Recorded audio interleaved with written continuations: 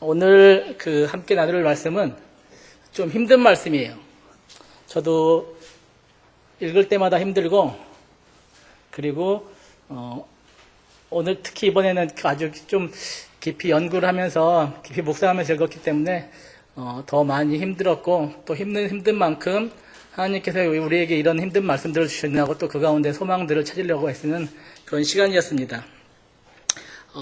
결론적으로 계속 말씀드리는 거지만, 인간이 자기의 주인이 되면 그것은 한없는 부패지만, 한없는 타락이지만, 그 가운데서도 하나님은 당신의 백성, 하나님의 백성을 위해 일하시기 때문에 인간은 절망이지만 하나님은 인간의 그 절망 가운데 유일한 소망이라는 사사기 전체의 어떤 결론을 먼저 가지고 함께 공부를 했으면 좋겠습니다.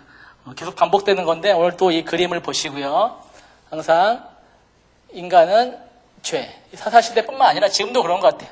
인간은 죄를 지면 하나님께서 자녀를 사랑하시는 것처럼 징계를 하시고, 그 징계 가운데 또 하나님께 부르짖으면 사사를 보내서 구원하시고, 또 구원하시는 가운데 평화 가운데 또 지내다가 다시 죄를 짓고, 이런 것들이 계속 반복되는데, 이런 그냥 돌아가는 게 아니라고 그랬죠. 계속해서 점점 나빠지고, 오늘은 결국 여기에 있는, 그리고 이렇게 나빠지는 것은 성경은 역사서지만, 역사서는 시간대별로 구성해야 된다고 그러는데, 사사기 같은 경우는 시간대별 구성이 아니에요. 그러니까 내용이 삼손이 아니라 이런 삼손 전에, 훨씬 전에 오늘 이야기들이 앞에 있는 내용도 있고요, 앞에 있는 게 뒤로 가는 것도 있어요. 왜 이런 일이 생기냐면 성경은 시간대별 구성이 아니라 하나님께서 전하고자 하는 메시지별로 구성을 하는 거예요. 그래서 여러 가지 시간대별로 사건 중에 서론으로 왔으면 서론적으로 하고 싶은 얘기가 있는 것이 있으면 앞으로 놓기도 하고요. 앞에 있는 사건이지만 이거는 결론적으로 마지막으로 얘기하고 싶다는 것들은 빼놨다가 뒤에 놓기도 해요.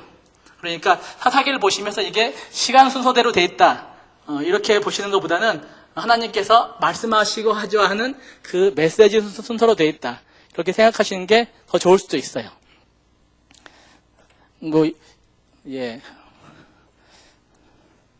어쨌든 간에 이렇게 하강 곡선을 계속 그리는데, 중요한 거는 이런 말도 안 되는 사람들을 데리고 그 일들을 이루어 가시는 하나님의 오래 참으심, 그리고 하나님의 어떤 인간에 대한 사랑, 그런 것들이 드러나는 것이 바로 사사기라는 것들을 다시 한번 얘기해 드립니다.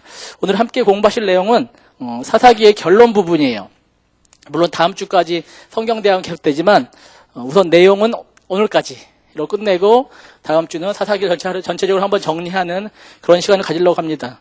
사실은 사사기라는 것이 21장까지 있어요. 근데 21장까지를 6회 내로 줄이려니까 굉장히 바빴어요, 사실은.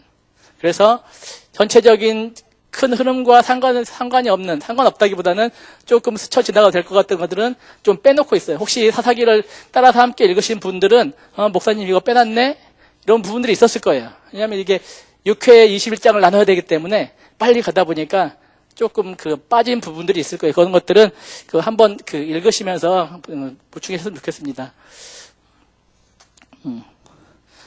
사사기의 결론은 처음에 시작이 두 가지로 시작했어요. 첫 번째 뭐였냐면 여호수아서 이후에 어떤 일들이 벌어졌는지 하는 역사적 사실을 기록한 것이 있고, 두 번째는 2장 중반부부터 3장 초반부까지 되어 있는 사사기가 어떻게 진행될 것이다. 그러니까 이 부분을 설명해요, 미리. 사사기 초반에. 그렇게 설명하면서 시작을 해요. 이렇게 될 것이 하나님께서 다시 사사를 보내서 구원하시고 할 것이다. 그렇지만 사람은 또 죄를 짓고 이런 일들이 반복될 것이다 하는 얘기를 사사기 초반에 나와요. 그러니까 초반에 두 가지가 있어요. 역사적인 서론이 있고, 두 번째는 신학적 서론, 다시 말하면 사사기 전체를 설명하는 두 가지 서론으로 시작했어요. 이제 마지막도 두 가지 결론으로 끝나요. 첫 번째는 17장에서 18장까지는 이스라엘의 종교적인 부패, 그리고 19장에서 21장은 사회적으로, 정치적으로, 윤리적으로 얼마나 부패했는지 타락했는지를 보여주는 내용이 나옵니다. 그러면서 계속 강조하는 것은 그 시대에 왕이 없으므로 자기 소견에 옳은 대로 행하였다라는 말이 계속 반복해 나와요.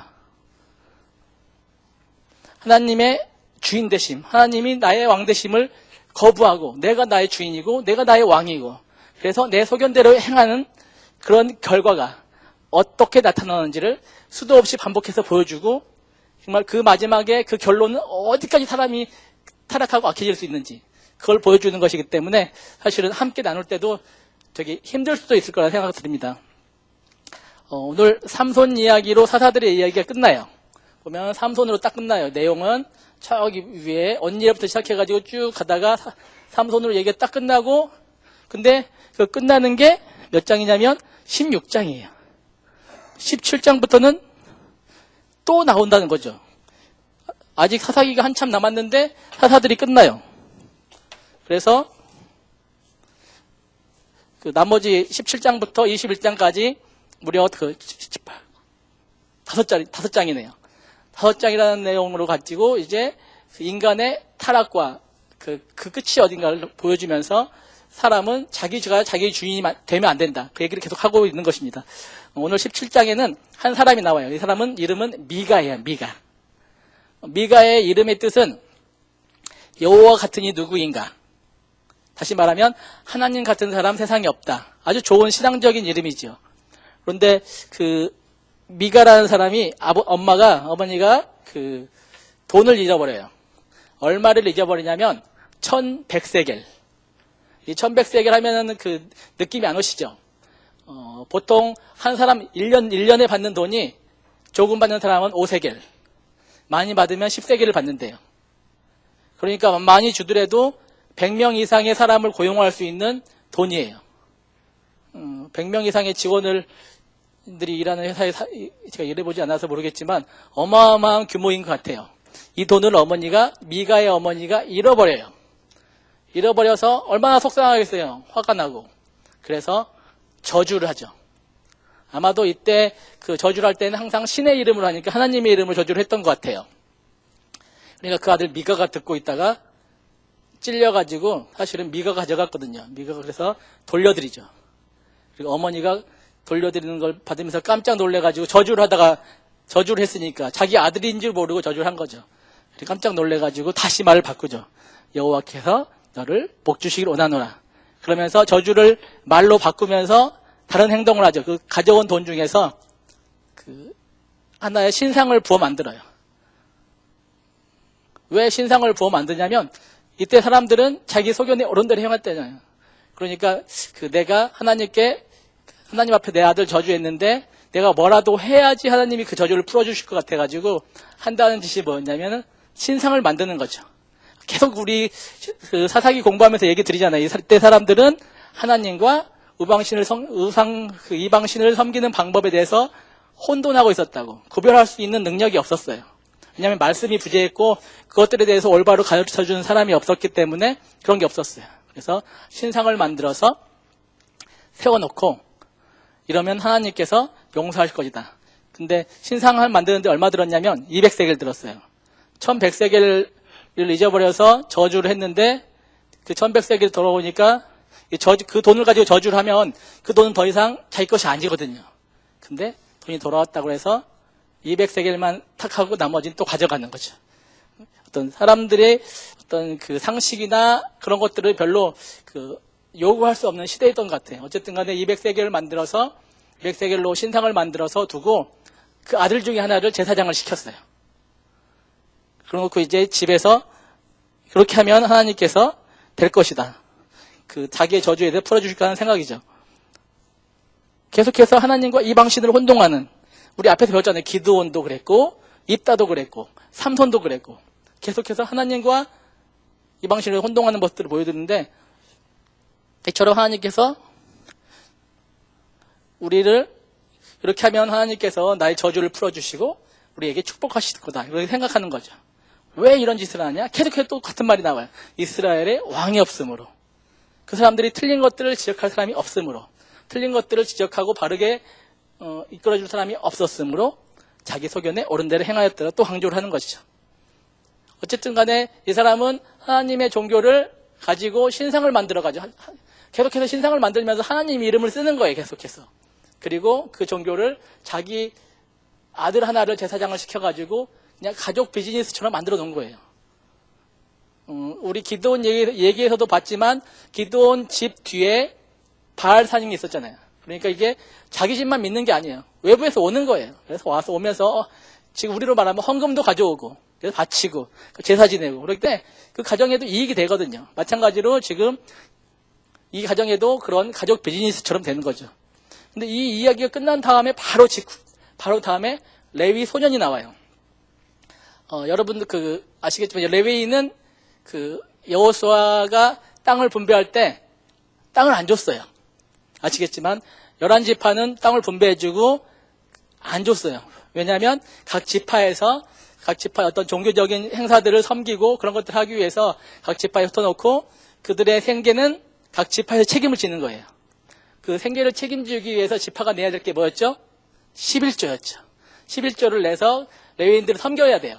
이런 법들을 주셨는데 뭐 자기 생활조차도 자기 소견대로 행하는 사람들이 하나님 말씀을 알 리가 없잖아요.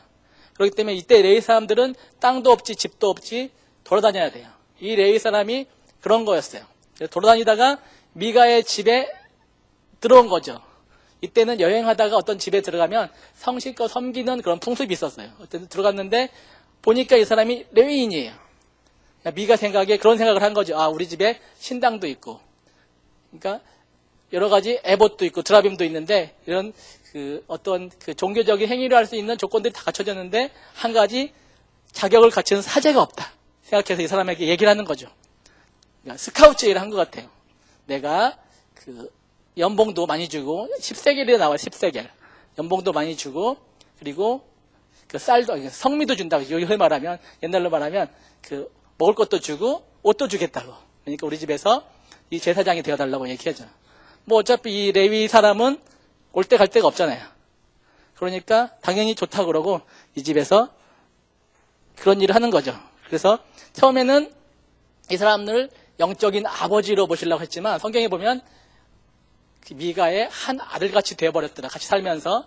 쉽게 말하면 미가가 사장이고 이 레위 제사장은 레위 소년은 이제 고용한 바지 그런 거 예배를 맡는 그런 사원이 돼버리는 거죠. 그래서 정말로 미가는 종교 자체를 하나님 믿는 종교를 완전히 자기 거 사유화하는 그런 모습들을 보게 돼요. 뉴저지 남쪽 어딘가에 그런 교회가 있었어요. 개척을 어떤 장로님이 하셨는데 1, 2년 만에 한 번씩 그 목사님을 갈아요. 그래가지고 오셔가지고 좀 계시면 또 내보내고, 그러니까 그 장로님과 가족들이 거기 계시는 거예요. 그래서 내보내는 식으로 했었는데 마치 그런 것처럼 교회 신당의 종교의 주인이 미가였던 거예요. 그래서 미가가 채용해가지고 데리고 있는. 그래서 완벽하게 신당의 모습도 갖추고 신당에서 예배를 진행하는 사람도 레위인이에요. 우선 폼이 나잖아요. 그럼 더 많은 사람들이 와서 거기서 제사를 드리고 이 미가 입장에서는 돈도 벌 수 있는 그런 식의 모습들을 갖고 있는 거죠.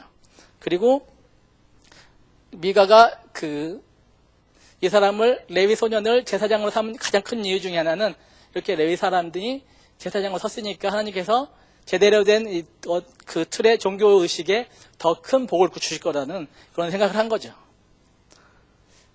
뭐 우리도 그런 일이 있던 것 같아요. 물론 하나님께서 보내신 목사님들을 존경하고 사랑하는 건 좋지만 그런 건 있어요. 나는 잘 못하지만 목사님이 기도하시면 하나님께서 나의 기도를 빨리 이루어 주실 것이다. 장로님이 오셔서 기도해 주시면 하나님께서 빨리 이루어 주실 것이다. 이런 생각을 하시는 분이 있는데 그런 외형적 조건과는 하나님과는 전혀 상관이 없어요. 중요한 거는 나와 하나님과의 관계에서 이루어지는 일들이지 누가 와서 어떤 모양들이 갖춰졌다고 해서 목사님이 와서 기도했다고 해서 장로님이 와서 기도해 주셨다고 해서 나와 하나님과의 관계에 상관없이 일들이 이루어지는 게 아니라는 거죠. 근데 미가는 그런 것들이 갖춰지면 모든 것들이 이루어질 거라 생각하는 거죠.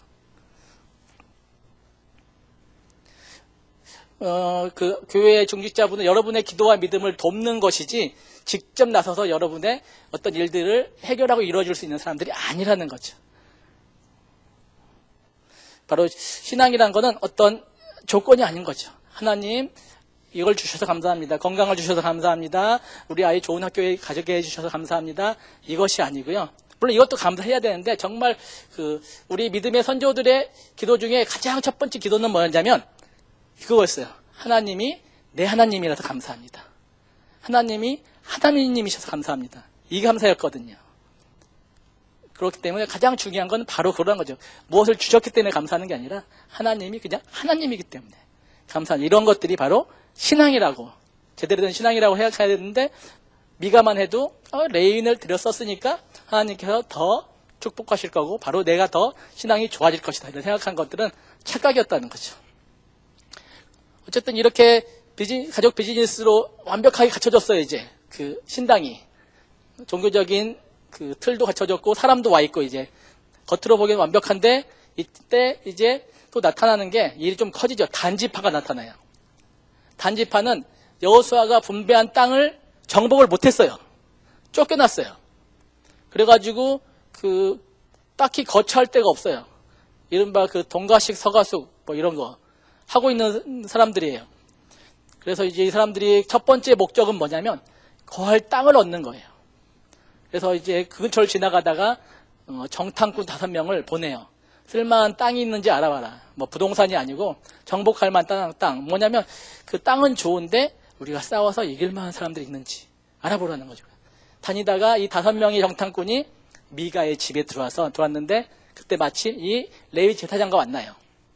그래서 어떤 얘기를 하냐면 레위 제사장이 자기 자초지종을 다 얘기해요. 내가 돌아다니다가 이 집에 왔는데 이 집에서 나에게 얼마를 주겠다, 어떻게 해주겠다 해서 여기서 제사장을 해라. 그래서 뭐 당연히 나는 갈 데도 없고 해서 나는 제사장을 하고 있다, 이런 식의 얘기를 다 털어놓은 거죠. 그러니까 이 사람이 제사장이라고 그러니까 단지파 5사람도 물어보는 거예요. 우리가 거할 땅을 얻을 수 있을 것인지 하나님께 물어봐 달라고. 물어본다고 그랬겠죠. 물어는 볼 수 있잖아요. 물어본다 그러고, 그러니까 뭐라고 물어보니까 가는 거죠. 이런 제사장들의 특징은 뭐냐면 나쁜 말은 절대 안 해요. 하나님께서 땅을 주신다고 그랬다고. 근데 보통 이런 거 있어요. 하나님께서 말은 안 하시는데 이 사람은 들어요. 이런 사람들이 많아요, 지금도. 저는 보았다는 사람, 들었다는 사람 많이 봤어요. 저도 아주 어릴 때부터 교회를 다녔고, 특히 몸이 안 좋으니까 어머니께서 그런 보았네, 들었네 하는 곳에 가서 혹시라도 제가 몸이 나을까 봐서, 건강할까 봐서 데리고 다니시는 그런 통에 여러 가지 많이 봤어요. 넘어지는 것도 봤고, 뭐, 하여튼 굉장히 신기한 장면들을 많이 봤는데, 그래서 뭐 그런 것들을 부인하는 사람은 아닌데, 근데 많은 경우는 엉터리인 거죠. 왜냐하면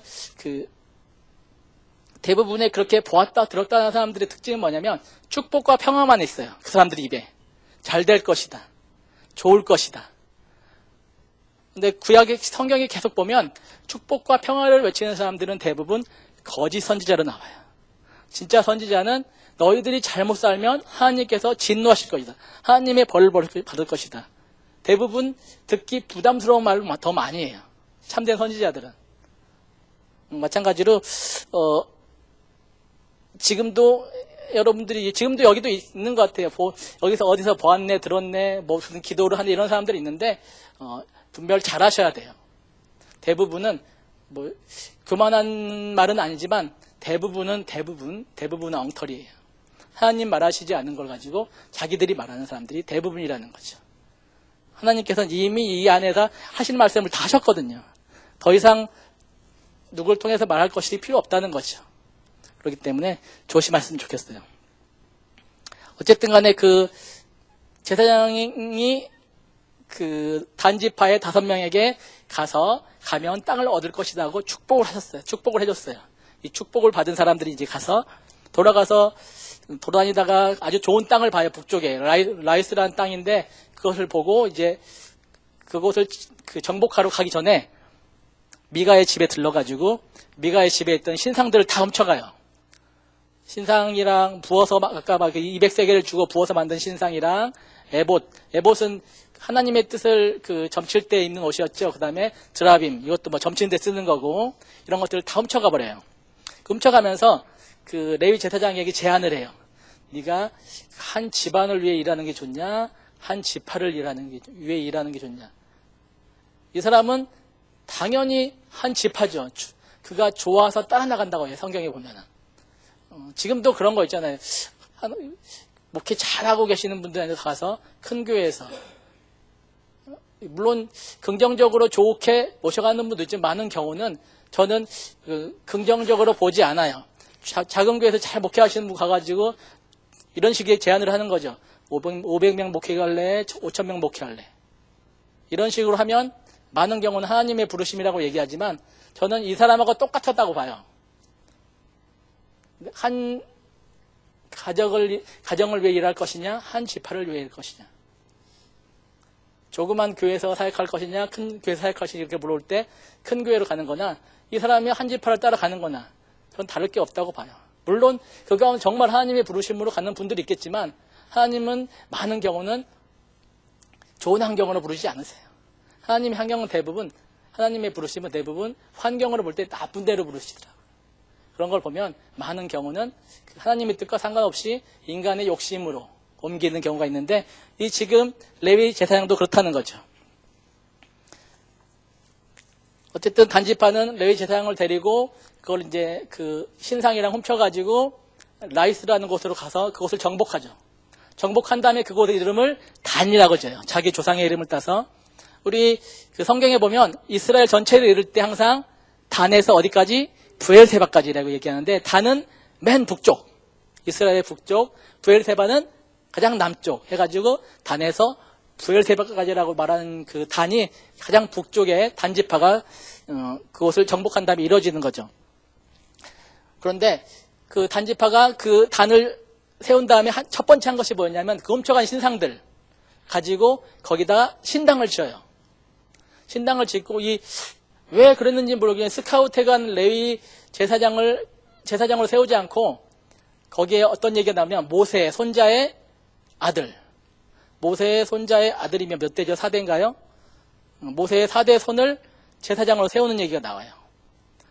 이런 것들을 쭉 보면서 첫 번째는 이 종교가 얼마나 그 사람에 의해서 만들어져 가지고 신상을 사람이 만들잖아요. 그리고 그 가정에 신당을 사람이 짓고 그리고 사람이 돈을 주고 그 사제를 방황하는 레위 사람을 데려다가 사제로 놓고 그래 놓고 하나님께 축복하실 거다 생각하고 있고 우리가 아는 말씀과는 전혀 상관없는 일이잖아요.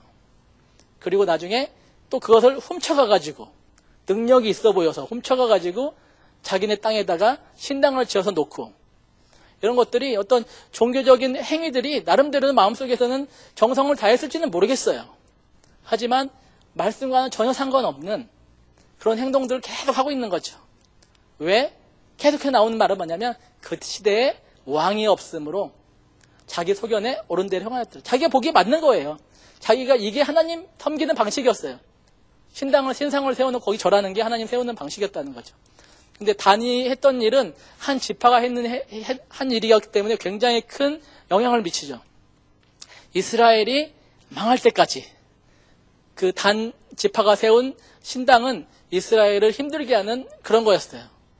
계속해서 그것 때문에 힘들어하고 나중에 그 유다와 이스라엘이 갈라진 다음에도 계속 그 신당은 남아있어가지고 이스라엘 백성들이 죄를 짓게 만드는, 그래서 하나님께 벌을 받게 만드는 그런 조건이 되는 그런 거였죠. 그러니까 그런 종교적인 행위가 잘못되는 것이 그 백성에게 어떤 악영향을 끼치는지를 굉장히 강하게 보여주는 그런 모습이라 할 수 있을 것 같습니다. 그리고 그 모세 4대손으로 제사장을 삼았다고 그러는데, 사실은 모세 자손은 제사장이 될 수가 없어요. 누구의 자손? 아론의 자손만 제사장이 될 수 있어요. 이것부터 틀린 거고, 두 번째는 이건 제사장이 제대로 된 게 아니잖아요. 하나님을 섬기는 게 아니라 우상을 섬기는 제사장이에요. 모세가 누구죠? 하나님과 얼굴을 대면하여 본 사람이잖아요. 그리고 어떤 율법을 대표하는 인물이었고, 이런 사람의 가문인데 딱 4대 만에 어떤 종교적으로 망해버리는, 가문이 망했는지는 모르겠지만 하나님을 등져버리는, 하나님을 모르는 자처럼 행동하는 일로 바뀐다는 거죠. 저희 집도 4대인가 5대인가 된 것 같아요, 신앙이. 여기도 많이 있으신 것 같아요. 근데, 이런 걸 보면 자랑할 게 없는 것 같아요. 모세도 4대 만에 신앙이 이렇게 돼버리는데, 우리가 4대, 5대라고 자랑되는 것이 이것이 어떤, 믿음에 있어서 의미가 있는 것인가 하는 생각들을 하게 되는데, 정말 4대냐 5대냐가 중요한 게 아니고 얼마나 우리가 삶이 하나님을 왕으로 모시느냐, 하나님을 내 주인으로 모시느냐, 이런 것들을 또 자녀들이 보고 그대로 넘기느냐 중요한 것이지, 교회에 4대째 오고 5대째 온다고 해서 중요한 것이 아니라는 거죠. 정말 이렇게 논리도 없고 중심도 없고 어떤 말씀도 없어 자기의 소견에 옳은 대로 행해가지고 갈 때까지 가버리는, 결국 나중에는 하나님을 만들어내고 그 만든 하나님께 절을 하는, 다시 말하면 우상숭배를 하는 데까지 이르는 그런 모습이 어떤 그 시대의 왕이 없으므로 그런 종교의 부패, 종교의 타락이 끝까지 가는 모습들을 우리에게 보여주고 있는 것입니다. 근데 아까도 말씀드렸지만 그들은 이것이 하나님을 섬기는 줄 알았어요. 우상을 섬긴다고 생각한 것이 아니에요. 하나님을 섬기는 줄 알았어요. 단지 이게 소견에 옳은 대로 행하였기 때문에. 사실 우리도 그렇잖아요. 교회 생활할 때 정말 우리가 훈련받고 말씀 가운데 비춰서 하시는 분이 많지만 가끔 보면 이런 분들은 참 문제가 되는 게 자기 소견에 옳은 대로, 자기 상식대로 신앙생활 하시는 분들이 있어요. 제가 아는 장로님 부인인데요. 잘하는 분인데 그분이 언젠가 저한테 그런 얘기를 하는 거예요. 사람이 죽으면 끝이 아니라고. 다시 태어날 거라고. 깜짝 놀랐어요. 그분이 장로님 부인이었거든요. 그래서 이렇게 말을 하는 사람도 있구나 깜짝 놀랐는데, 이런 얘기들이 뭐예요? 자기 소견에 옳은 대로 지금 하고 있는 거잖아요. 공부하고 말씀을 보거나 말씀에 비춰보지 않고 자기가 생각하는 사람들이 착하게 잘 살면 좋은 사람 되겠지, 좋은 사람 다시 태어나겠지, 이런 불교의 어떤 그런 것과 우리가 믿는 하나님과 그것들을 구별하지 못하는 사람이 지금도 있다는 거죠. 이렇게 말씀의 홍수가 일어나는, 전화기도 열고 딱 틀면 바로 말씀이 나오잖아요, 지금 시대는. 하지만 이런 시대에도 이렇게 하나님과 하나님 아닌 것을 구별 못하는 사람이 많은 거예요. 그래서 항상 우리가 부지런히 이렇게 말씀을 배우고 말씀에 비춰 우리 삶을 다시 한번 돌이키는 이유가 바로 이렇게 하나님 없이 살지 않기 위해서, 하나님을 내 주인으로 모시기 위해서. 내가 조금만 실수하면 옆에서는 계속해서 하나님인 척하고 다오는 분들이 많이 있어요.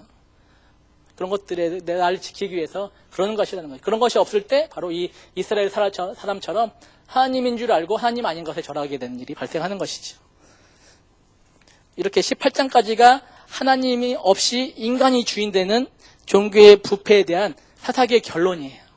하나님 없이 하나면 너희들이 아무리 하나님을 섬긴다고 해도 하나님은 성경을 받지 못하신 거다, 그런 얘기를 하는 거죠. 19장부터 21장까지는 정말 눈 뜨고 읽기에는 좀 힘든, 그냥 여러분도 사사기 읽어보신 분들 알겠지만 이 부분은 그냥 대충 넘어가고 싶어요. 자세히 읽기도 싫어요. 그런 부분인데 그런 기억들이 있으실 것 같아요. 그런데 배움에는 두 가지가 있잖아요. 첫 번째는 보고 따라야 될 귀감이 있는 반면에 반대로 행해야 될, 절대로 그렇게 하면 안 돼야 될, 안 해야 될 반면 교사라는 게 있잖아요. 19장에서 21장까지는 귀감은 아니고요, 반면 교사죠. 절대 이렇게 우리는 하면 안 된다. 생각하면서 보고 읽고 마음에 새겨야 될 내용들인데, 다시 말하지만 읽기가 힘들었던 것 같아요. 앞장에서는 하나님 없는 하나님 신앙, 하나님을 믿는 줄 알고 하나님께 절하였지만 결국 그 행동들은 하나님께 예비하는 것이 아니었던 그런 신앙, 그런 것들이 얼마나 황당한 것인지 허무한 것인지를 보여주는 것이었다면, 이제부터는 하나님 없이 자기가 자기 주인과 왕이 되어 행할 때 세상이 도대체 어떻게 돌아가 버리는지, 세상이 어떻게 망해져 가는지를 보여주는 건데, 힘들어도 함께 나누며 지나갔으면 좋겠습니다. 조금 흉측한 단어들이 나오더라도 이해해 주시기 바랍니다. 19장의 시작은 이스라엘의 왕이 없을 그때, 이렇게 시작해요. 19장은 지금까지는 이스라엘의 왕이 없으므로, 이 말은 어떤 사건이 벌어지고 이 사건을 설명하기 위해서, 다시 말해서 그 미가의 집에 신상을 만들어 놓고 절하였다 이렇게 해놓고 왜 그런 짓을 했느냐? 그때 이스라엘의 왕이 없으므로 자기 소견에 옳은 대로 행하였더라 이렇게 나왔는데, 이제는 사건이 안 나와요. 그냥 첫 번째 시작이 뭐냐면 이스라엘의 왕이 없을 때 이렇게 시작해요. 왜 그렇게 시작하냐면, 우리 어떤 무대에 오르거나 사람 앞에 이렇게 서서 말하시는 분들, 처음 하시는 분들이 떨릴 때 뭘 먹죠? 우황청심만 드시는 분이잖아요. 왜냐하면 미리 떨리기 전에 먹어가지고 조금 방지하기 위해서.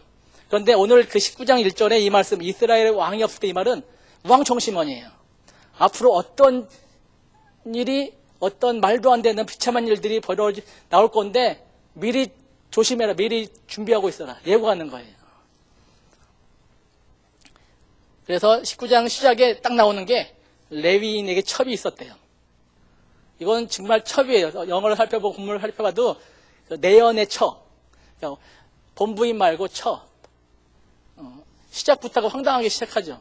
하나님께 제사를 드리고 하나님께 예배를 관장하는 사람이 첩이 있었더라 나오고 있어요. 첩이, 여자가 무슨 일이 있어서, 여기는 행음하였다고 그러는데 이 행음이란 말은 남자 입장에서 쓴 단어고요. 그러니까 남자가 뭔가 어떤 나쁜 안 좋은 짓을 했는지 몰라도 여자가 마음이 상해서 집으로 돌아가 버렸다는 뜻이에요. 근데 남자 입장에서 보면은 남자를 버리고 하는 자체가 행음이라는 거죠. 그래서 여자가 어떤 음란한 행동을 한 게 아니라 남자가 뭔가를 해가지고 여자가 친정으로 가버린 얘기예요. 가버렸는데 이제 4개월 동안 안 돌아와요. 어떻게 4개월 동안 안 돌아오길 기다렸는지 모르겠어요. 3일 되면 불안하지 않을까요? 저는 그럴 것 같은데.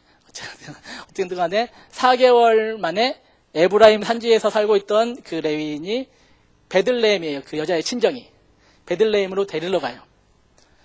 대부분 그 친정 부모가 그렇지만 그 딸의 남편이 오면 잘해주잖아요. 저도 저희 처가가 부산인데 부산 가면 천국 같았어요. 아무것도 안 해도 돼요. 누워서 잠만 자면 돼요. 그러면 끼니 되면 부르시고 끼니 때마다 제가 좋아하는 것들로 쭉 주시고 했었는데 이 사람들도 그랬던 것 같아요. 근데 누군가 그러더라고요. 네가 이뻐서 그러는 줄 아냐.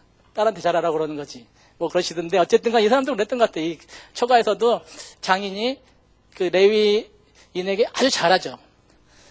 하루만이 아니라 하루, 이틀, 3일 동안 충분히 대접하고 먹이고 어떻게 대접했는데 이제 3일 있다 가려고 그러니까 또 잡는 거죠. 하루만 더 있다 가라고. 그래서 4일 있었고, 그래서 4일 있고 이제 5일째도 잡아가지고 있다가 안 된다고 이제 가야 된다고 5일째 늦게 떠나는 거죠. 근데 떠나는데 가다가 여부스라는 곳을 지나게 돼요. 여부스는 예루살렘이에요.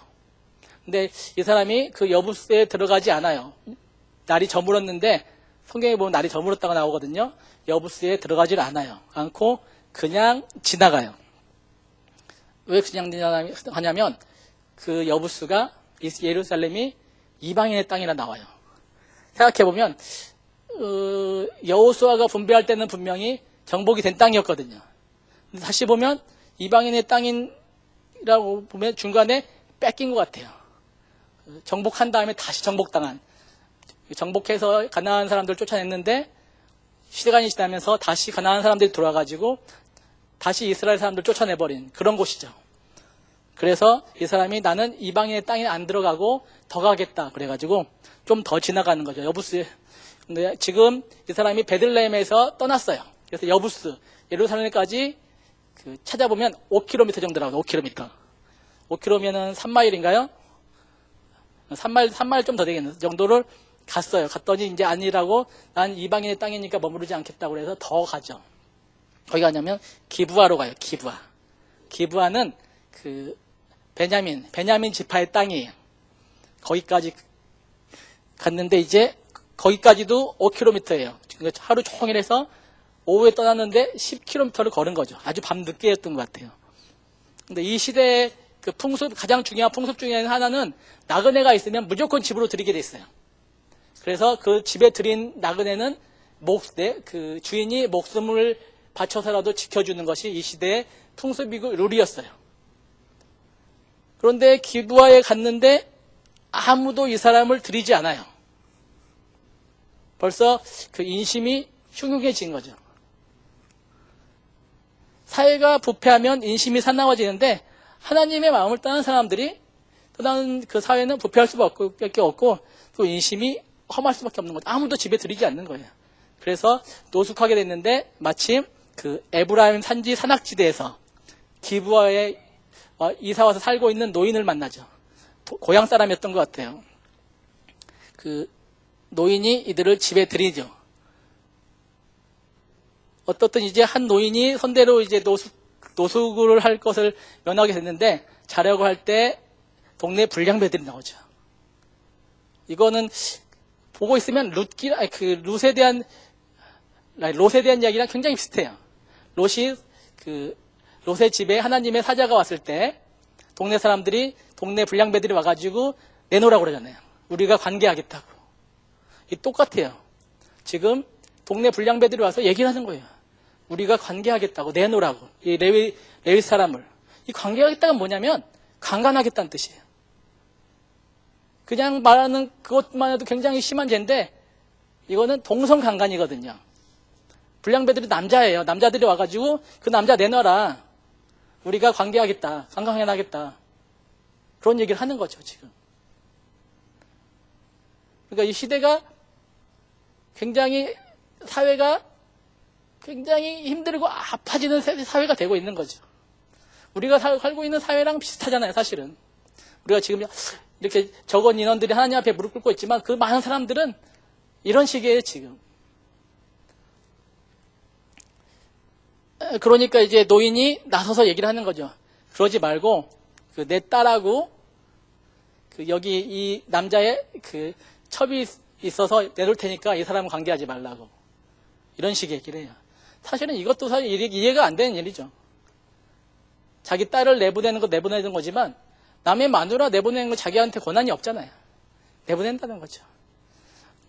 여자를 생각하는 그 생각들이 굉장히 어떤 마치 물건 대하듯이 이 사람 남자를 면하기 위해서 여자를 내놓는 그런 모습들 보이는데, 그리고 결국은 그 레위인의 아내가 밖으로 나가죠.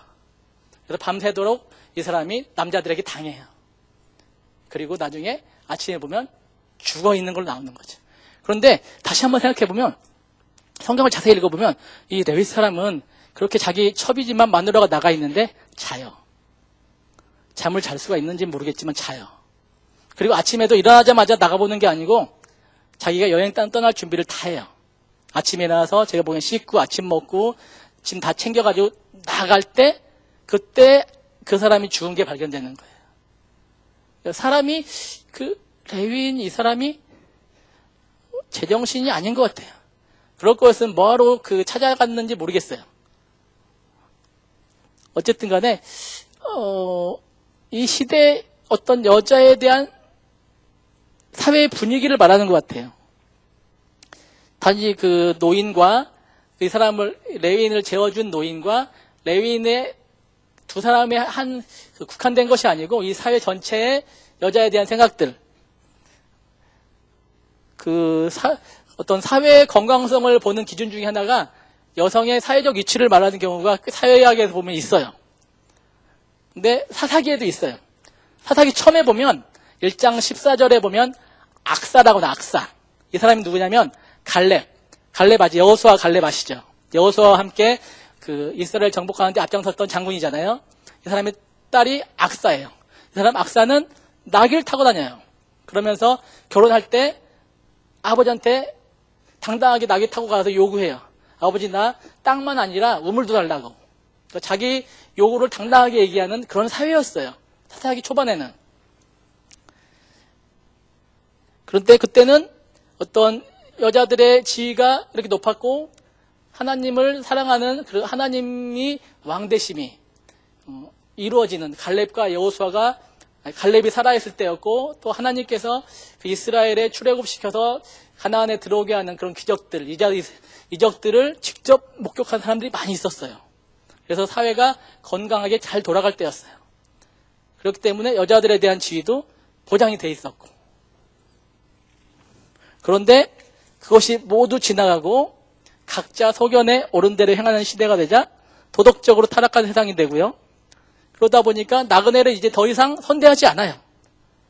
대접하지 않아. 나그네가 들어와도 풍습은 대접한 건데 대접하지 않아요. 나랑 상관없다는 거지. 내가 주인인데.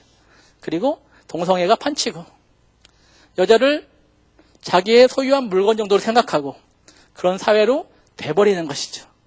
지금 사회와 한번 비교해 보세요. 여자, 단순히 여자가 아니라 사람 자체를 물건으로 비유하잖아요. 그래서 몇 명은 소비돼도 어떤 돈을 버는 일이 경제가 돌아갈 수 있다면 소비돼도 몇 명이 희생돼도 괜찮다. 이런 사회라는 거죠. 종교의 부패라는 것은 종교의 부패 하나로 끝나지 않아요. 왜냐하면 종교라는 것은 사회를 건강하게 돌리는 에너지거든요. 중심이거든요. 그런데 종교가 부패해버리니까 윤리는 당연히 부패하고 윤리도덕. 왜냐하면 이 윤리도덕의 기준이 종교였는데 이 종교가 없어져 버리니 부패하니 기준이 없잖아요. 그러다 보니까 이것도 자기 소견에 옳은 대로 되고 또 종교가 제대로 작동될 때 아까 말했던 여성의 정당한 지위 향상 이것들로 대변되는 어떤 사회의 건강성 이런 것들을 찾을 수 있는데 그것이 아니면 반대가 되는 거죠. 레위인은 그래서 이제 아내의 시체를 나귀에 태우고 집에 돌아갑니다. 그런데 성경은 묘하게 비유가 하고 있어요. 뭐냐면 1장에 아까 말했던 악사 나귀를 타고 아버지 앞에 가서 내 재산 주세요. 내 재산 주는데 땅만 안 주고 좋은 우물도 주세요. 이렇게 정정당당하게 자기의 요구를 하는 거기서 이제는 그 여자에서 죽어서 시체가 돼가지고 나귀에 실려가는 여자로 사회가 이렇게 바뀌었다는 것들을 사사기에서 하나님께서 보여주시는 거죠. 굉장히 힘들어지는 시대, 부패한 시대, 악한 시대 이런 걸로 되어갔다는 그런 걸 보고 있는 거죠. 그리고 예외에 있는 집에 돌아가서 아내의 시체를 토막을 내죠. 이것도 말도 안 되는 짓을 한 거죠. 그리고 각 지파에 보내요. 예, 아내가 강간을 당하고 있는데 잠을 자고 여행 준비를 하고 이것이나 토막을 내서 보내는 거다. 정상적인 행동은 아닌 것 같은데 이것조차도 어떤 종교 지도자의 부패 이런 것들을 굉장히 아주 그냥 가리는 거 하나도 없이 그대로 보여주는 모습을 보게 됩니다. 좀 힘드신 것 같은데 우리 좀 쉬죠. 저도 좀 힘들고 예, 우리 기도할게요. 사랑해 주님 감사를 드립니다. 주님이 우리의 주인이 되지 않으시고 우리가 우리의 주인이 됐을 때 어떤 비참한 모습들이 보이는지 보게 됩니다. 주님 제발 우리의 주인이 되어 주시옵고 우리가 이런 비참한 데에 처하지 않도록 날마다 지켜주시옵소서. 우리 잠깐 쉽니다.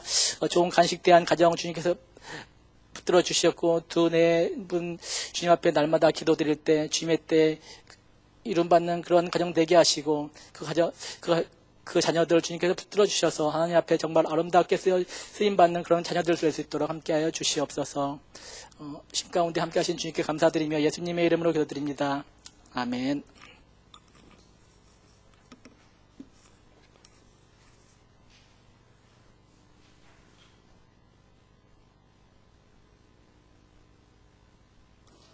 계속 할게요. 우리 12토막을 내서 그 첩의 시신을 각 지파에 보낸 것까지 얘기했죠, 우리가. 그래요. 굉장히 이 사람들도 그 일이 익숙하게 있는 일이 아니기 때문에 굉장히 다들 놀랬던 것 같아요. 그리고 화가 나고. 그래서 전 지파에서 모여드는 거죠. 전쟁할 만한 사람들로만 모인 것이 40만 명이 모여요. 40만 명. 그래서 미스바에 모였을 때 이 레위인이 자초지종을 얘기하는데 얘기 전체는 좀 자기에게 유리한 대로 좀 얘기한 것 같아요. 그래서 어쨌든 자기 아내가 죽게 된 얘기를 얘기하는데 이런 그 어떤 윤리가 붕괴되고 사람에 대한 배려가 없는 그런 모습들이 굉장히 그 사람들에게서 나오는데 바로 그게 계속 얘기하지만 사람이 왕노릇할 때 발생하는 얘기잖아요. 어쨌든 미스바에 모인 40만 명이 결정을 하죠. 우리가 베냐민과 전쟁을 할 것이 아니라 이 여자를 죽게 한 그 불량배들만 내어놓으면 우리가 그를 죽이고 끝내겠다 이렇게 얘기하는데 베냐민 지파가 거부해요. 그 사람들을 내놓기를. 그리고 차라리 전쟁을 하려고 모이는 거죠. 그래서 40만 군대에 맞서겠다고 나온 사람이 2만 6천이에요. 2만 6천 명이 나와서 못 준다. 차라리 전쟁을 해서 하면 했지 우리는 못 준다. 나오는 거죠. 제가 볼 때 아마도 어떤 죄에 대한 어떤 생각들이 둔감해진 것 같아요. 베냐민 지파 전체가 이 여자를 밤새도록 강간해서 죽게 만든 일에 대해서 큰 죄라고 생각하지 않는 거죠. 뭐 여자 하나 가지고 남자들이 놀다 죽었으면 그렇게 된 거지 뭘. 마치 이런 생각을 하는 듯이 보이는 거예요. 그래서 못 나온다 얘기를 하는 거죠. 그만큼 시대가 악하다는 거죠. 죄로 더 이상 보지 않는 그런 모습이라는 거죠.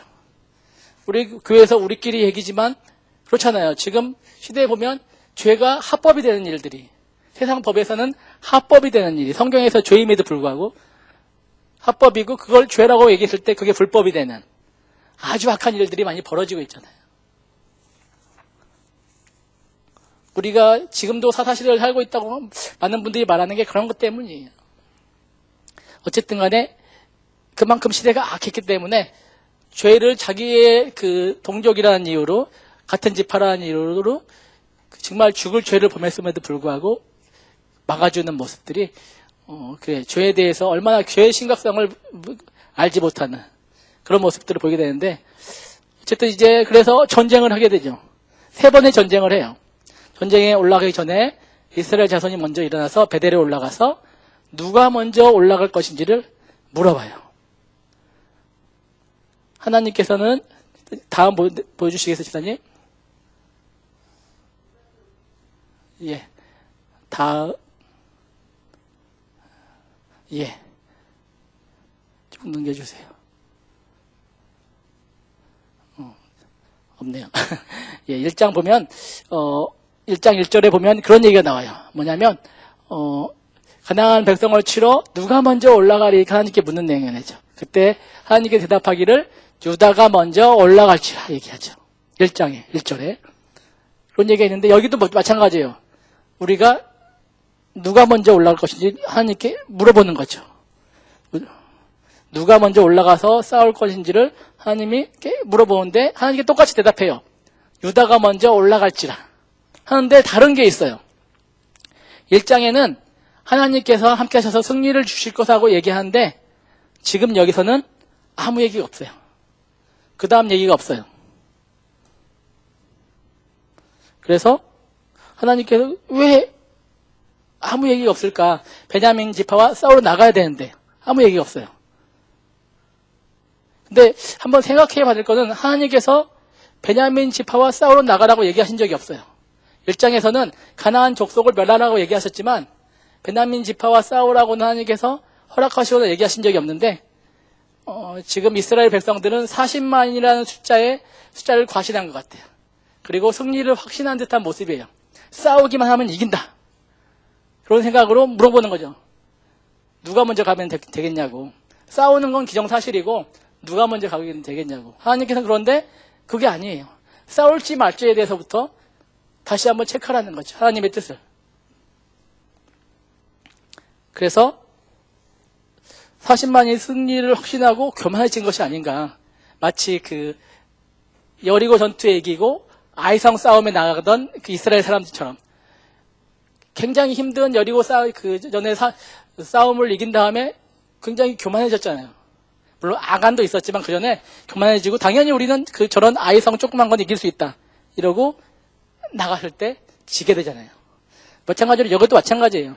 40만이라는 숫자, 2만 6천이라는 상대방 숫자 보고 확신했던 것 같아요. 승리를. 그런데 이 사람들이 이 시간 그런 것 때문에 잊어버린 게 있죠. 전쟁의 주인은 누구라고요? 전쟁은 누구에 달렸다고? 하나님께 달렸다는 사실을 잊어버린 거죠. 그래서 하나님께서 막지는 않으시지만 승리를 약속하시는 않으신 거죠. 어쨌든 이스라엘은 2만 2천 명이 죽었고 도저히 질 수 없는 전쟁에서 지게 된 거죠. 그리고 두 번째는 먼저 전쟁 전에 울면서 하나님 앞에 묻습니다. 우리가 베냐민과 싸우러 갈까요? 하니까 하나님이 첫 번째랑 똑같이 올라가라 얘기하시죠. 하지만 승리를 약속하지는 않으셔요. 여기는 이유를 잘 모르겠어요. 하지만 하나님 마음속에 베냐민과 어떤 나라마주 11지파가 싸우는 것 자체에 대해서 마음에 흔쾌히 허락할 수 없는 그런 일이었을 수도 있겠다. 서로 동족끼리 죽여야 되는데 이런 일들을 허락하실 수 있을까 생각이 들어요. 어쨌든 간에 여기서도 이스라엘들은 사람들은 18,000명이 또 죽어요.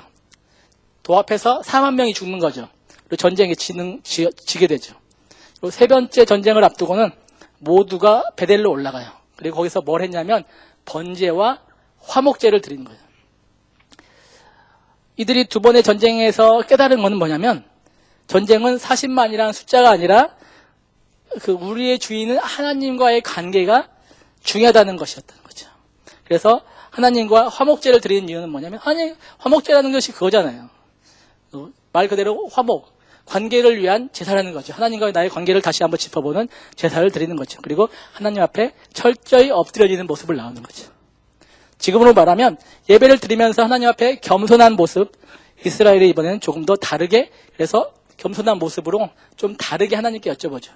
베냐민과 싸울까요 말까요? 지금까지는 누가 먼저 싸울까요 물어봤잖아요. 이제는 싸울까요 말까요? 아주 가장 기본이 되는 질문부터 하나님께 하나님의 뜻을 묻는 거죠. 우리도 그런 것 같아요. 우리는 또 기도할 때 보면 내 뜻을 이미 정했어요. 내 아들이 좋은 대학에 가야 돼요. 하나님 주세요. 이게 기도잖아요. 근데 그 전부터 해야죠. 왜 대학에 갈까요?부터.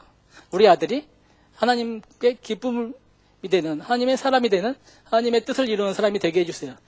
이게 첫 번째 기도여야 되는, 아주 기본적인 기도여야 되는데, 많은 경우는 그 세상 사람들이 원하는 성공과 관련있는 기도를 하잖아요. 좋은 대학, 좋은 직장, 좋은 것들. 우리만 아니라 세상 사람들도 부러워할 만한, 교회 밖의 사람들도 부러워할 만한 것들을 두고 기도를 하잖아요. 이미 정해놓고. 그것이 하나님이 나에게 주셨는지 안 주셨는지 모르는데 달라고 기도를 하잖아요. 이것도 마찬가지예요. 하나님께서 싸우라고 허락하셨는지 안 하셨는지도 정확하지 않는데 누가 먼저 싸울까요? 먼저 물어보는 거죠. 내가 정해놓고. 답을 내가 정하면 안 된다는 거죠. 하나님이 정해놓으신 답 안에서 답이 모르면 그 답 먼저 묻는, 차근차근 올라가는 그런 기도가 필요한 것 같아요. 어쨌든 하나님께서 이번에는 올라가라. 그리고 두 번의 전쟁에서 말씀하지 않으셨던 올라가면 이기게 해준다고 약속을 하시고, 세 번째 전쟁에는 이기는 거죠. 베냐민 남자들이 22,000명이 나왔었는데 600명이 남고 다 죽어요. 근데 여기 전쟁을 겪어보신 분들 계시죠? 전쟁이 끝난 다음에 그 마음들을 아실 거예요. 이기고 지고가 무슨 의미가 있겠어요? 골육이었는데, 베냐민조차도 형제들이었는데 형제의 지파가 완전 사라지게 돼버렸는데 무슨 의미가 있겠어요? 상처뿐인 전쟁이었고, 이스라엘에서는 4만 명이 죽었고 이쪽에서는 21,400명이 죽어버린 그런 전쟁이었기 때문에 다 합해서 6만 명 이상이 죽은 그런 전쟁을 했었는데, 어쨌든 간에 어떤 전쟁이 끝나고 베냐민에 대한 어떤 증오가 굉장히 심했던 것 같아요, 이스라엘에서. 그래서 이스라엘 사람들이 맹세를 하죠. 우리의 딸들을 저 베냐민 남은 사람 600명에게 주지 않겠다고 다들 하나님 앞에 맹세를 해요. 그리고 맹세를 한 다음에 이렇게 홧김에 뭐 하는 거 조심해야 돼요. 이 사람들 지금 전쟁 끝나고 화가 나고 어떤 베냐민에 대한 그 미움 때문에 이렇게 맹세를 했는데, 하나님 앞에 어떤 일들을 할 때 홧김에 하는 건 되게 위험한 것 같아요. 그리고 이제 이 사람들이 돌아와서 베델에 와서 하나님께 예배를 드리면서 이 사람 마음이 바뀌는 거죠. 그러면서 이 사람들이 얘기하죠. 우리의 집 하나가 없어져 버리게 되었구나. 이제 그들의 죽음에 대해서 슬퍼하게 되는 거죠. 그리고 이제 남은 600명의 베냐민 지파 남자들에게 아내를 만들어주기 위해서, 자기들은 안 주겠다고 맹세를 했기 때문에 줄 수 없잖아요. 그래서 찾아보니까 어떤 일이 있냐면 야베스 길르앗이라는 사람들이 전쟁에 참석을 안 했어요. 이 사람들이 맹세를 안 한 거죠. 딸 안 주겠다고. 그래서 올라가가지고 여기 사람들을 다 죽여요. 여자들 400명만 남기고, 처녀들. 그리고 이 사람들을 뺏어다가 400명을 납치에다가, 우리 한국 사람들이 이해하기 쉬운 말로 보쌈에다가 베냐민 지파의 그 남은 600명에게 줘요. 400명을. 이 여자들의 의사는 아무 상관이 없어요. 그냥 잡아다가 주는 거예요. 어떤 죄를 지은 것도 아니고 잘못한 것도 아닌데 그냥 잡아다가 줘요. 굉장히 폭력적이죠. 400명을 어떤 악당이 한 게 아니고 나쁜 사람들이 몰려와서 옛날에 그 아프리카의 보코하람인가 그런 사람들이 중생이었는지 고생이었는지를 납치에다가 다 임신시키고 그랬다는 그런 뉴스를 본 적이 있는데 마치 이런 것처럼 이런 보코하람이나 같은 이런 이슬람의 폭력 집단도 아닌데 이런 짓을 해요. 이런 짓을 누가 꾸몄냐면 회중의 장로들, 지금으로 말하면 각 회중의 지도자들, 다시 말하면 국가가 나서서 이런 짓들을 꾸며가지고 해요. 그리고는 400명 갔으니까 몇 명 모자라죠? 200명 모자라잖아요. 이제 어떡하냐면 실로라는 곳이 거기에 하나님의 법궤가 있었어요. 그래서 사람들이 절기가 되면 예배하러 가요. 실로에 예배하러 가는 여자들을 중간에 납치를 해요. 200명을. 지금으로 말하면 교회 가고 있는데 교회 가고 있는 처녀를 납치해가지고 데려가는 거예요. 그리고 그 사람들을 강간하고 그래서 그 사람들과 같이 살게 만드는 거죠. 그 여자가 무슨 죄예요? 그 여자들은 예배드리러 실로에 올라갔던 죄밖에 없어요. 그 사람들을 납치해서 와서 납치해 가는 거예요. 왜냐하면 사람들이 그 어떤 국가의 허락하에 그런 짓들을 그래서 이 여자들은 자기를 납치해간 사람과 평생을 살아야 되는 그런 아픔들을 그 여자에게 주는 일이 발생하는 거죠. 이게 어떤 개인의 나쁜 흑심이 아니라 국가 전체의 용인하에 이런 일들이 벌어지는 거죠.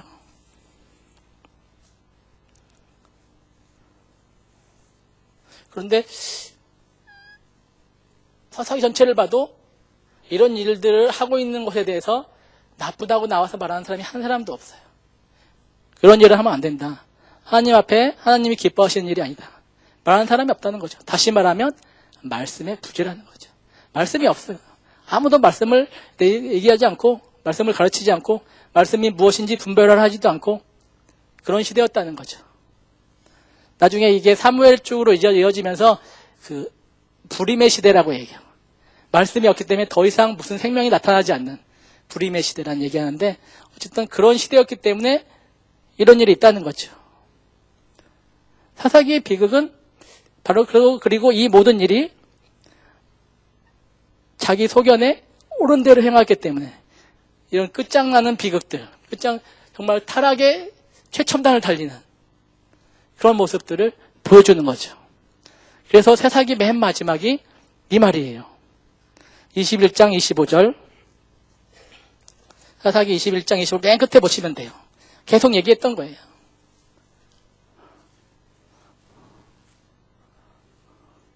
예, 여기 있네. 다 같이 한번 읽어볼까요? 시작. 그때에 이스라엘에 왕이 없으므로 사람이 각각 그 소견에 옳은 대로 행하였더라. 아멘이란 말을 하기도 굉장히 굉장히 많은 생각들을 하게 하는 건데 이 사사기 전체의 비극은 처음부터 시작돼요. 하나님께서 분명히 소명을 주셨잖아요. 가나안을 정복해서 모두 쫓아내고 다 죽여라. 접촉하지 말아라. 죄는 흔적도 남기지 마라 했는데 이 사람들이 그걸 하지 않았어요. 분명히 이스라엘 백성은 가나안을 하나님의 이름으로 완전히 물들일 것을 원했는데 이스라엘 사람들이 가나안의 종교에, 문화에 동화돼 버린 거죠.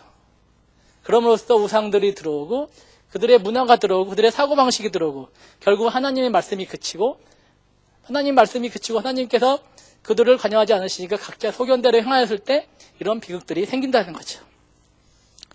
그들이 얘기했지만 쫓아내지 않은 가장 큰 이유는 경제적 이익이었어요. 그 사람들이 있을 때 농사를 짓거나 여러 가지 경제적 사람이 일손이 모자랄 때 도움이 될 것이기 때문에 쫓아내지 않았다는 거죠. 경제적인 이익이기 때문에.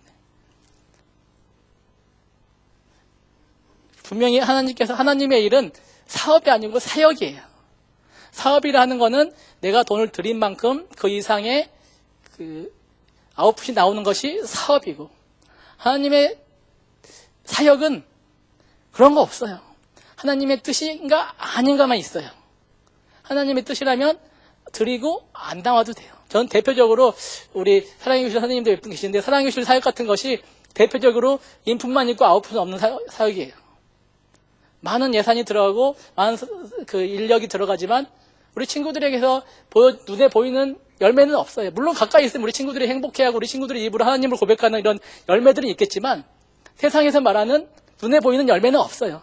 하지만 들어가잖아요. 계속해서. 사람이 들어가고 또 여러분이 어디 갈 때면 항상 도와주셔서 또 가게 만들어주시고 이런 일들이 있잖아요. 이게 사역이기 때문에 그런 거예요. 근데 이스라엘 사람들은 사업으로 봤다는 거죠. 이 사람들이 있으면 내가 이길 거다.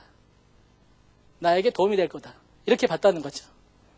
그렇기 때문에 하나님의 일과 하나님의 일 아니 사람의 일을 구별하지 못했기 때문에 결국은 이렇게 비참한 일들을 보게 되는 거죠. 마지막에 오늘 함께 나눴던 굉장히 비참한 얘기들, 레위인이 첩을 두고 그 첩이 강간당해서 죽고 그것 때문에 또 한 지파가 멸망을 하고 또 그 지파가 멸망되는 것을 막기 위해서 600명의 여자가 희생을 당하고 정말 어떻게 보면은 우리 그림 보여주시겠어요, 집사님? 더 이상 내려갈 데가 없을 만큼 끝까지 내려가 버린 이 이스라엘의 절망으로 끝나는 것 같잖아요. 절망으로 끝이 나고 있어요. 그래서 사사기 성경 자체는 더 이상 설명이 없고 절망으로 끝나고 있어요. 근데 정말 절망일까요? 여기서 사사기 전체를 통해 하나님께서 보여주는 소망이 있습니다. 첫 번째는 하나님의 신실하심이라는 거죠. 이스라엘이 아무리 죄를 지었더라도 다시 사사를 보내 구원하시고 삼손시대는 심지어 이스라엘 백성들이 하나님께 살려달라고 부르짖는 걸 잊어버린 상태에서도 하나님께서 사사를 세워서 구원하시는 하나님의 신실하심이 이스라엘과 우리의 소망인 줄 믿습니다. 또한 더 계속해서 사사기에 반복하는 구절, 그때 왕이 없으므로 라고 반복하는 그 구절 속에 소망이 있어요. 무슨 말이냐면 반대로 생각하면 그럼 왕이 있으면 이제 그러지 않을 거라는 거죠. 아마 분명히 언제도 언급했지만 굉장히 훌륭한 왕이 있을 때 이걸 쓴 것 같아요. 그러니까 지금 자기가 하나님의 그 영광을 받아서 사사기를 쓰면서 자기가 살고 있는 시대와 그 쓰고 있는 사사 시대를 계속 비교하는 거예요. 그때는 왕이 없으므로. 지금은 왕이 있어서 괜찮은데 그때는 왕이 없어서 이런 것들을 했다. 근데 히스기야일 수도 있고 지금 왕은 다윗일 수도 있고 히스기야일 수도 있고 요아스일 수도 있어요. 하지만 인간 왕은 완벽하지 않잖아요. 사울도 있을 것이고 아합도 나쁜 왕들 많잖아요. 여로보암도 있고. 그래서 궁극적으로 이 성경에서 말하는 왕은 누구냐면 바로 우리에게 장차 오실 구약에서는 메시아, 그 왕을 얘기하는 거죠. 그 왕이 있으면, 지금은 없어서 이렇지만 그 왕이 오시면 우리에게 적용한다면 우리가 이렇게 비참한 비관적인 시대를 절망적인 시대를 살고 있지만 우리에게 그날 주님께 다시 오실 그날이 온다면 우리는 그것이 소망이라는 거죠. 사사기의 목적은 자기 소견대로 행하면 절망이고 하나님을 왕으로 주인으로 모시면 소망이라는 것을 우리에게 간단히 보여주려고 이 많은 것들을 보여주는 것입니다. 정말 여러분의 삶이, 저의 삶이 바로 하나님께서 왕이 되시는 그런 삶이 되기를 바랍니다. 우리 왕이신 하나님 다시 한번 찬양 드리면서 마쳤으면 좋겠어요. 찬양 드리고 기도하고 마칠게요.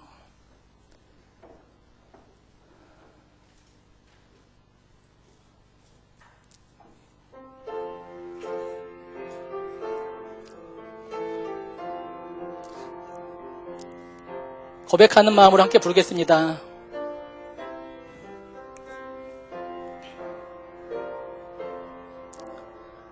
왕이신 나의 하나님, 내가 주를 높이고 영원히 주의 이름을 송축하리이다. 이신 나의 하나님, 내가 주를 높이고 영원히 주의 이름을 송축하리이다.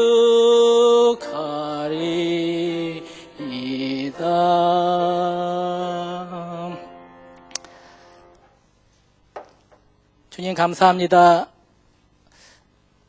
정말 하나님을 배척하고 우리가 우리의 주인이 되어야 했을 때 얼마나 비참한 일이 생기는지, 얼마나 종교가 부패하며 사회와 도덕이 나락으로 떨어지는지를 다시 한번 봅니다. 정말 주님 우리를 붙잡아 주시옵소서. 우리 마음에 왕으로 임하여 주시옵소서. 우리의 주인이 되어 주시옵소서. 이 악한 가운데 우리를 이 땅에 보내셨사오니 스스로가 주인 되어 자기 소견에 옳은 대로 행하는 이 땅 가운데 주님의 왕되심을 선포하며 살아가는 우리의 삶이 될 수 있도록 하나님 인도하여 주시옵소서. 돌아갑니다. 주님 발걸음 붙들어 주시옵고 평안한 밤 될 수 있도록, 평안한 심 될 수 있도록 함께하여 주시옵소서. 감사드리며 예수님의 이름으로 기도드립니다.